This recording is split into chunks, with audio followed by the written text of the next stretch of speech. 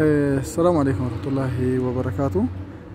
manni kun akkuma argitanitti maashaallah ilaala shaashamannee awaashoo jechuudha. Min alajaa'iba manni akkana bareedu kun kaartaa hin qabu. Kaaree 200 fi wayii irra ka jirudha. Ispaaltitti aaneeti magaazina dastaa mataa gubbaadha. Keessi isaa akka ajaa'ibaatti dalagameera. Bira ga'ee isin garsiisa. Kun keessa isaa ta'e jechuudha kan mana irraa hafe akkuma argitanii.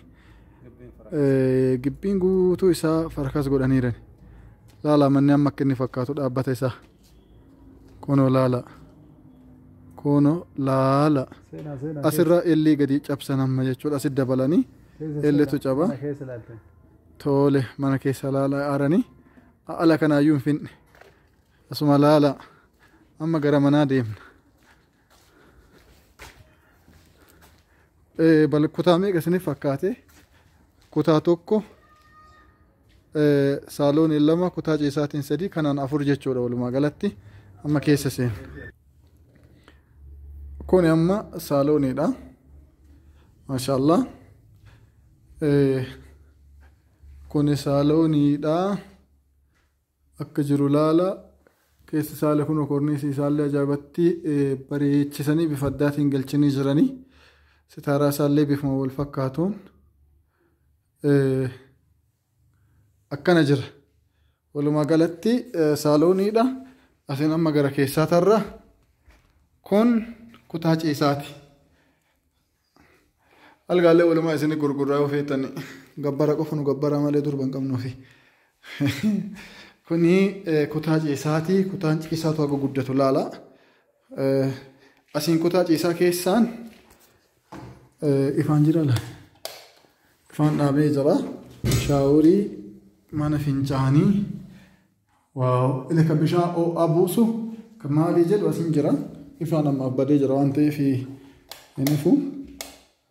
Ifaan badee jira. Mana fincaanii takka kutaa ciisaatiin 2. Saalooniin 3. Ila kun illee akkana jira jechuudha. Balballi nuyyuu maashaallah tabarakallah waan xaaran tokko illee hin qabu. Kun amma akka qorqoorroon jiru kuni keessa kana ka seenne kuni mana fincaaniiti. Kun mana fincaanii ala irraati jechuudha. Booda bolokkeettiin kaafama ammaaf qorqoorroo ka godhanii jiran. Asiin kun olala. Tayyib. Kun asiin ammas deebi'ee mana aadaati. Kun ila kun kushiinaa jechuudha bakka buddeena uumama buufataniidha. Guddaadha kunuyyuu mana aadaa. Kun lafti guddaan guutuun kam isaaniiti. Wal faana asirraa qabatee laala mana kan akkaataa itti hojjetaniiran. Waa hojiidha waan takka wanni hafe hin jiru. Balballi isaa tokko itti babbareedu laana geexi deebisanii. Ifaan isaa kun bifa gara ifa ajaa'ibatti bareeda. Kun ispaaltii jechuudha. Mana kan manni amma itti aanu kun ispaaltii fuula deebi'eeti. Lafti isaa kun guutuun isaa gibbii qofa bolokkeettiin godhu hafe malee wanni hafe hin jiruyyuu miliyoonni 1,500 gatii dhumaati jedha abbaan jechuudha. Miliyoona 2 jennaan miliyoona 2 abbuu namni sirraa bituun jiru qajeelee qaaqii jedhee jennaan. Miliyoona 2,100 miliyoona 1,500 irraa waan hidhisu jedha. Oduu sanii illee bitamee wallahi akka itti manni itti dalagamee jiru akka addaati maashaallah tabaarakallah. Itti dhiyaadha.